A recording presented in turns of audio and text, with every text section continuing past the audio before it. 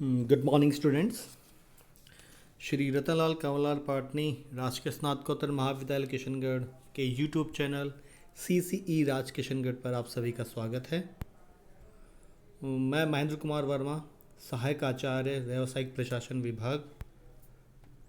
Students, आज हम BCom part third के प्रिंसिपल ऑफ मार्केटिंग विपणन के सिद्धांत में आज हम डिस्कस करेंगे बाजार विभक्तिकरण, मतलब मार्केट का सेगमेंटेशन, मतलब मार्केट को कितनी तरह से मतलब अलग अलग खंडों में डिवाइड किया जा सकता है, उसकी महत्वता क्या है, उसका अर्थ, उसकी परिभाषा हम इस वीडियो में डिस्कस करेंगे। स्टूडेंट, जैसा कि आप जानते हैं कि विपणन का जो काम है वो आजकल छोटे स्तर पर नहीं, एक बड़े स्तर पर होने लग गए हैं। भूमंडलीकरण का जो वर्तमान दौर है उसमें बाजार की सीमाएं किसी देश विशेष तक सीमित नहीं रह गई है, बल्कि संपूर्ण जो दुनिया है वो एक बाजार बनता जा रहा है। ऐसे विस्तृत बाजार में भिन्न भिन्न आय, आयु, जाति, लिंग के लोग हैं। उनके धंधे मतलब उनके काम वगैरह, पेशे या व्यवसाय में भी समानता नहीं है। तो उनकी आवश्यकताओं, इच्छाओं, उनकी वरीयताओं, पसंद नापसंद में भी उनमें बहुत डिफरेंसेस पाए जाते हैं। इनका ही नहीं, एक प्रदेश के लोगों के जीवन स्तर, व्यवहार एवं जीवन मूल्यों में भी दूसरे देश के लोगों से भिन्नता पाई जाती है। अगर अपन ग्राहकों की बात करें तो ग्राहक अभी वर्तमान में जो ग्राहक हैं या भविष्य के जो ग्राहक हैं उन सब को ध्यान में रखकर ही बाजार का विभक्तिकरण किया जाता है। जैसे ग्राहक की आवश्यकता क्या है, उसके विचार क्या है, उसका व्यवहार क्या है, ये सभी चीज़ें बाजार विभक्तिकरण में कंसीडर की जाती है। अब अगर हम बाजार विभक्तिकरण के अर्थ की बात करें तो उसका जो अर्थ है वो बाजार विभक्तिकरण वह प्रक्रिया है जिसमें किसी बाजार के विभिन्न या विजातीय ग्राहक उनकी विशेषताओं, आवश्यकताओं, व्यवहार आदि के अनुसार समजातीय समूह में विभाजित किया जाता है, ताकि प्रत्येक समूह के लोग समुचित विपणन कार्यक्रम एवं व्यूह रचना का निर्माण किया जा सके।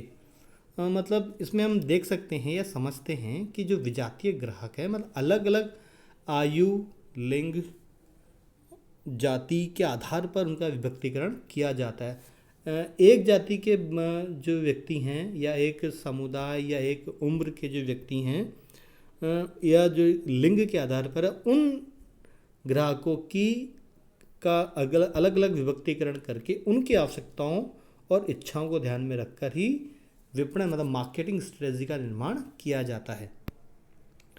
अब अगर हम इसकी बाजार विभक्तिकरण की परिभाषाओं की हम बात करें तो जो सबसे पहली जो फिलिप कॉटलर है उन्होंने इसकी जो परिभाषा दी है, बाजार विभक्तिकरण एक बाजार के समान प्रकार के ग्राहकों को उप समूहों में उप विभाजित करना है, ताकि किसी समूह का काल्पनिक रूप से ऐसे लक्ष्य बाजार के रूप में चयन किया जा सके जिसमें विशिष्ट विपणन मिश्रण के साथ प्रवेश किया जा सके। मतलब एक इसमें हम देखते हैं ग्राहकों के उप समूह में विभाजित करना, जैसे बहुत बड़ा जो मार्केट है उसको अलग अलग खंडों में हम उसकी जाति, आधार, आयु, लिंग, अलग अलग जो पर्यावरण की जो दशाएं होती हैं उनके आधार पर भी इनका विभाजन किया जाता है। और वो जो अलग अलग खंड बनते हैं उन्हीं खंडों पर के आधार पर विपणन स्ट्रेटजी या विपणन मार्केटिंग मिक्स की जो पॉलिसी है वो बनाई जाती है। दूसरे जो लेखक हैं कंडिफ एंड स्टिल, इन्होंने लिखा है उपभोक्ताओं का उनकी आय, आयु, नगरीकरण की स्थिति, जाति या जातीय वर्गीकरण, भौगोलिक स्थिति या शिक्षा आदि विशेषताओं के अनुसार समूहीकरण करना ही बाजार विभक्तिकरण है। उन्होंने मतलब बहुत ही सिंपल सा और बहुत अच्छी परिभाषा इन्होंने दी है कि उपभोक्ताओं का उनकी आय मतलब वो कितना कमाते हैं, आयु, उनकी एज ग्रुप क्या है, जैसे टीनेजर हैं या अबाउ 30 ईयर्स के हैं, अबाउ 40 ईयर्स के हैं, 50 ईयर्स के हैं, सभी एज ग्रुप को अलग अलग सेगमेंटेशन में डिवाइड किया जाता है। नगरीकरण की स्थिति, गाँव के जो ग्राहक हैं, शहरों के ग्राहक हैं, उनकी भी अलग अलग स्थिति होती है। जातीय या जातीय वर्गीकरण, जातियों के अंदर भी जातीय वर्गीकरण होता है। भौगोलिक स्थिति तथा शिक्षा कि उनकी शिक्षा का स्तर कैसा है, इन सभी बातों का ध्यान रखकर ही उनका समूहीकरण किया जाता है और उसी के आधार पर बाजार का विभक्तिकरण किया जाता है।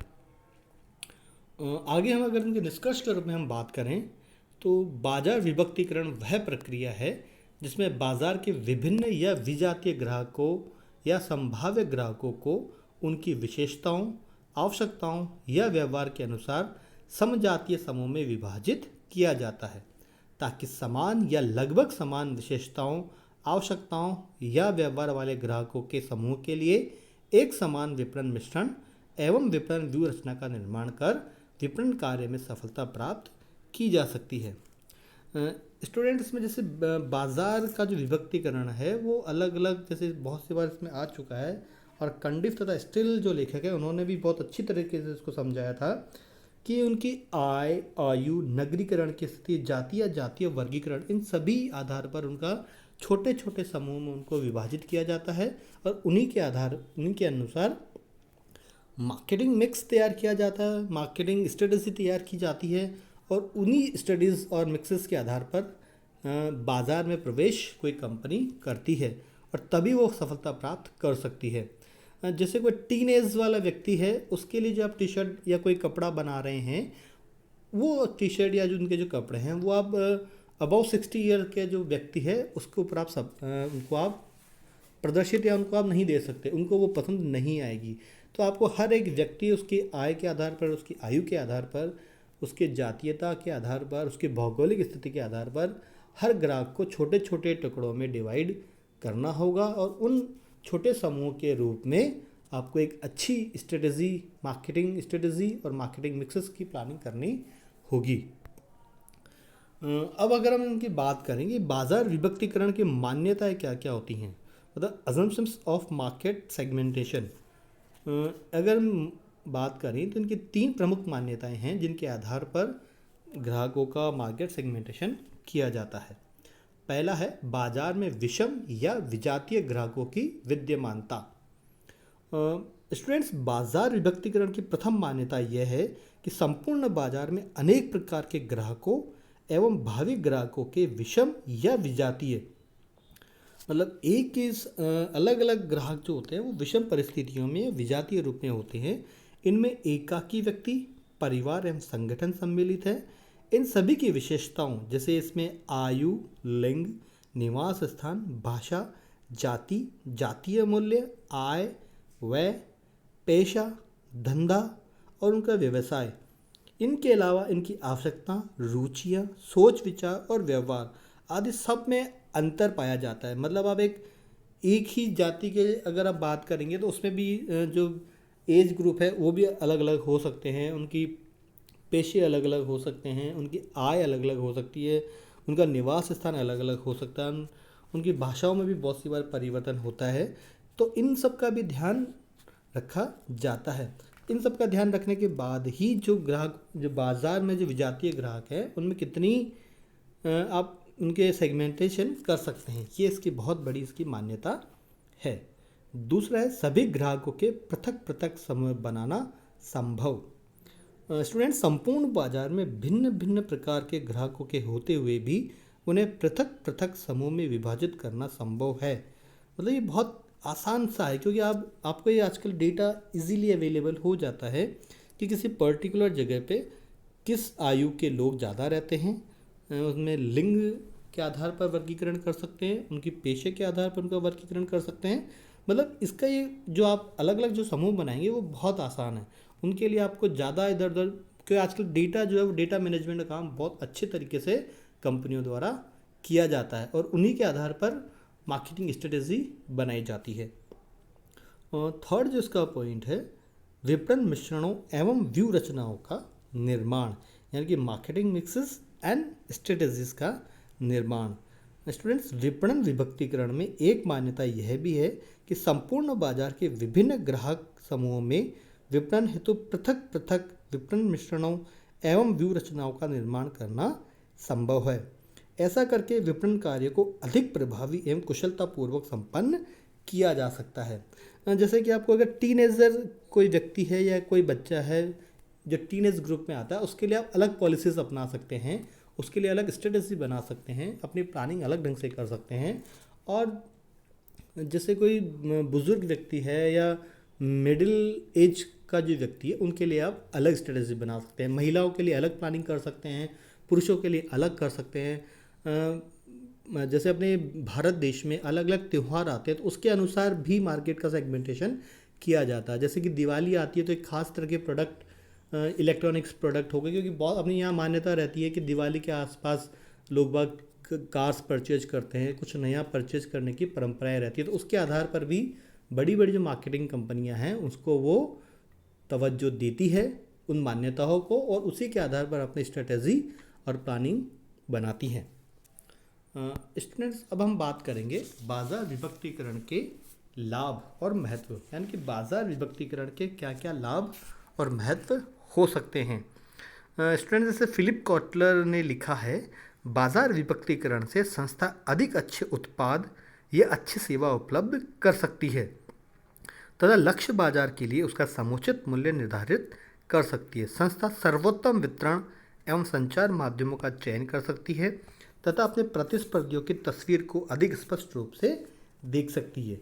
मतलब फिलिप कॉटलर ने अपनी जो एक कोई बात उन्होंने बोली है, उसमें इसके सारे लाभों को उन्होंने एक सूक्ष्म रूप में प्रदर्शित करने की कोशिश की है।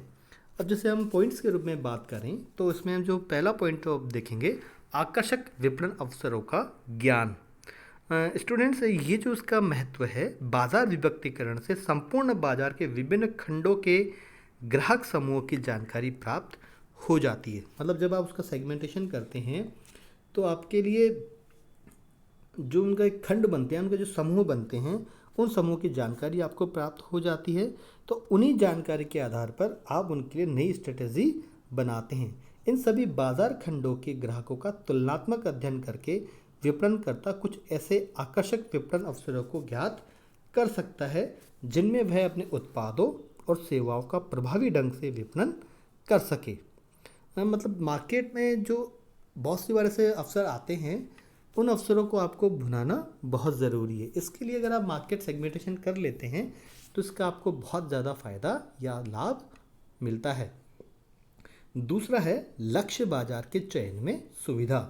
बाजार विभक्तीकरण न केवल संपूर्ण बाजार में उपलब्ध अधिक आकर्षक बाजार खंडों की जानकारी देता है, बल्कि इससे विपणनकर्ता को अपने लक्ष्य बाजार के चयन में भी सुविधा होती है। यानी कि लक्ष्य बाजार आपका क्या है, आप किस ग्रुप के लिए प्रोडक्ट या सेवा देना चाहते हैं। जैसे आपने बहुत सी बार देखा होगा कि जो मोबाइल कंपनीज़ हैं वो नई नई लेटेस्ट टेक्नोलॉजी लेके आती है, तो वो जो युवा वर्ग है किसी भी देश का, उसको वो आकर्षित करने के लिए वो ऐसा करती है। तो वो उसका टारगेट जो उसका क्लाइंटल है उसके लिए वो काम करती है। तो उसको ये काम करके अलग अलग जब वो सेगमेंटेशन कर लेती है तो लक्ष्य बाजार का चयन करने में भी उनको आसानी होती है।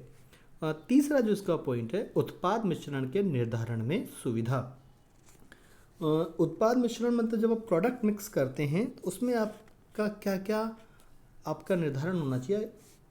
बाजार विभक्तीकरण के द्वारा प्रत्येक बाजार खंड के ग्राहकों की आवश्यकताओं, रुचियों, वरीयताओं तथा आय एवं आय वर्ग की पूरी जानकारी हो जाती है। मतलब जब आप उसका अलग अलग सेगमेंटेशन करते हैं तो उस पर्टिकुलर जो खंड है या समूह है उसमें ग्राहकों की आवश्यकता क्या है, उसकी रुचि क्या है, उसकी वरीयता है, उसकी आय क्या है, इसकी संपूर्ण जानकारी आपको हो जाती है। विपणनकर्ता इस जानकारी के आधार पर अपना उत्पाद मिश्रण निर्धारित कर सकता है।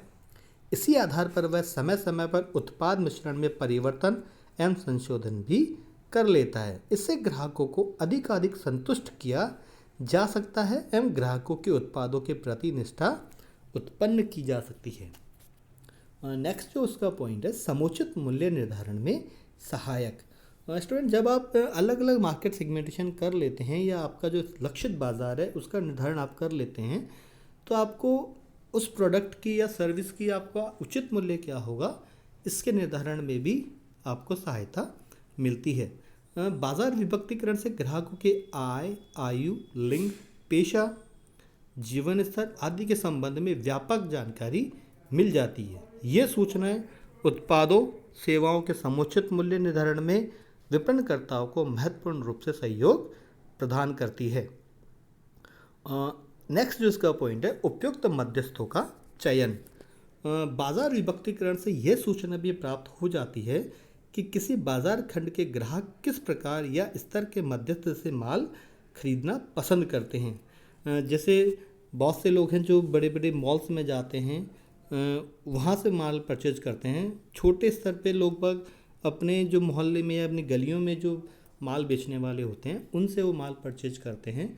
बहुत से लोग ऑनलाइन माल परचेज करते हैं या सेवा का उपयोग करते हैं। तो इसके आधार पर आपके उपयुक्त जो मध्यस्थ है उनका चयन करने में भी आपको आसानी होती है। अगला है संवर्धनात्मक प्रयासों की प्रभावशीलता में अभिवृद्धि। मतलब आप जो प्रमोशनल एक्टिविटीज़ करेंगे उनमें उनको ज़्यादा इफेक्टिव आप कैसे बना सकते हैं, इसमें भी बाजार विभक्तीकरण का बहुत महत्व होता है। बाजार विभक्तीकरण के कारण प्रत्येक बाजार खंड के ग्राहकों को समझना सरल हो जाता है, यानी कि उनकी पसंद क्या है, नापसंद क्या है, उनकी वरीयताएं क्या है, ये आपको आसानी से पता चल जाती है। इसी के आधार पर आप विज्ञापन और विक्रय संवर्धन कार्यक्रम को उनके स्तर के अनुरूप तैयार कर सकते हैं। विज्ञापन का संदेश, भाषा, माध्यम का चयन उन्हीं के अनुरूप निर्धारित किया जा सकता है। स्टूडेंट, नेक्स्ट जो इसका पॉइंट है, असंतुष्ट बाजार खंडों पर विशेष ध्यान। बाजार विभक्तीकरण से विपणनकर्ता उन बाजार खंडों को भी पता कर लेता है जिनमें ग्राहक असंतुष्ट हैं या अपेक्षाकृत कम संतुष्ट हैं। मतलब उन्हें उनकी आशाओं के बारे में पता चल जाता है कि ये हमारे बाजार उत्पादन के या सर्विस के बारे में क्या समझते हैं। अगला है विपणन प्रयासों का कुशलतम उपयोग संभव। आप जो एफर्ट कर रहे हैं, मार्केटिंग एफर्ट्स कर रहे हैं, वो उनका कुशलतम उपयोग संभव है। इसकी बहुत अच्छी मतलब ये वजह ये हो सकती होती है कि आपको इसका बहुत ज़्यादा फायदा या लाभ मिलता है। बाजार विभक्तीकरण संस्था के विपणन प्रयासों का कुशलता उपयोग करने में भी योगदान देती है। ये सभी जानते हैं कि सामान्यतः सभी संस्थाएं संपूर्ण बाजार के सभी ग्राहकों तक पहुंच नहीं पाती। ऐसा उनके विपणन प्रयासों की सीमाओं के कारण होता है। किंतु कोई भी संस्था एक सीमित बाजार खंड या कुछ खंडों का चयन करके अपने विपणन प्रयासों को करती है और उसमें सफलता भी प्राप्त करती है। अगला जो इसका पॉइंट है वो है विपणन संसाधनों का प्रभावी उपयोग। स्टूडेंट, बाजार विभक्तीकरण संस्था के विपणन संसाधनों के प्रभावी उपयोग में भी योगदान देता है। विपणनकर्ता उन बाजार खंडों के लिए अधिक संसाधन आवंटित कर सकता है जिसमें उनमें अधिक सफलता की आशा होती है। मतलब वो उनमें कौन कौन से अपने संसाधन काम में लेगा अपनी मार्केटिंग को ज़्यादा प्रभावी बनाने के लिए। जिससे अपन इसमें भी बात कर सकते हैं कि विपणन कार्यक्रमों को प्रत्येक बाजार खंड के अनुरूप तैयार करके प्रबंधक अधिक अच्छा विपणन कार्य कर सकते हैं तथा विपणन संसाधनों का अधिक प्रभावी उपयोग कर सकते हैं। मतलब एक प्रबंधक के पास जो भी उसके पास संसाधन है विपणन के, उनका अच्छी तरीके से निर्धारण कर सकता है, उनका उपयोग कर सकता है। अगला प्रतिस्पर्धी पर विजय। जब आप सेगमेंटेशन कर लेते हैं मार्केट का, तो आपके उस ग्रुप में पर्टिकुलर खंड में आप कितने कॉम्पिटिटर हैं उनका भी आपको पता चल जाता है। तो उन्हीं के अनुसार आप अपनी मार्केटिंग स्ट्रेटेजी भी बनाते हैं और एक अच्छी मार्केटिंग स्ट्रेटेजी बनती है तो आप अपने प्रतिस्पर्धी पर भी विजय हासिल कर लेते हैं। मतलब बाजार विभक्तीकरण प्रतिस्पर्धा में विजय प्राप्त करने का प्रमुख अस्त्र और औजार साबित हो सकता है। अगला है प्रभावी विपणन कार्यक्रम में सहायता। यानी कि प्रभावी विपणन कार्यक्रम की प्रथम आवश्यकता ग्राहकों के संबंध में पर्याप्त जानकारी करना होता है। मतलब आपके ग्राहकों की रुचि, आवश्यकता, पसंद नापसंद क्या है, ये एक विपणनकर्ता को या एक प्रबंधक को पता होना चाहिए। विद्यमान एवं भावी ग्राहकों के संबंध में जानकारी प्राप्त करके ही प्रभावी विपणन कार्यक्रम की रचना की जा सकती है। अगला जो पॉइंट है, आधुनिक युग की मांग एवं प्रवृत्ति। यानी कि ये जो मार्केट सेगमेंटेशन है ये आधुनिक युग की एक डिमांड है, क्योंकि आपको आधुनिक युग में इस चीज़ की बहुत ज़्यादा आवश्यकता होती है कि आप बिना इसके आप मार्केट में सर्वाइव करना आपके लिए बहुत मुश्किल है। मतलब संपूर्ण बाजार में आप माल बेचने के लिए प्रस्तुत नहीं कर सकते। आपको एक पर्टिकुलर एक खंड का चयन करना जरूरी है।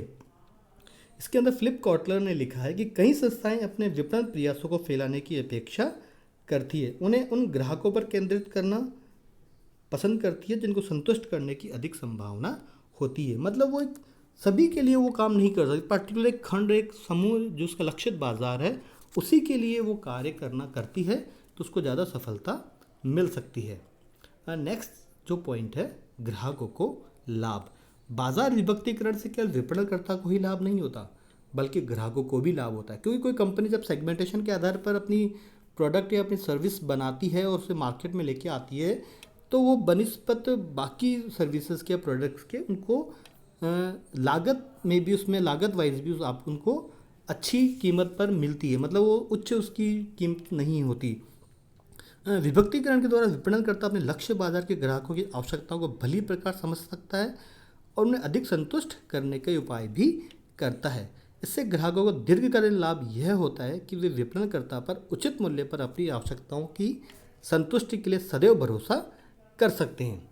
तो स्टूडेंट्स, ये जो थे, ये इसके विभक्तिकरण के क्या क्या लाभ और महत्व होते हैं, इस पे आज हमने डिस्कस किया है।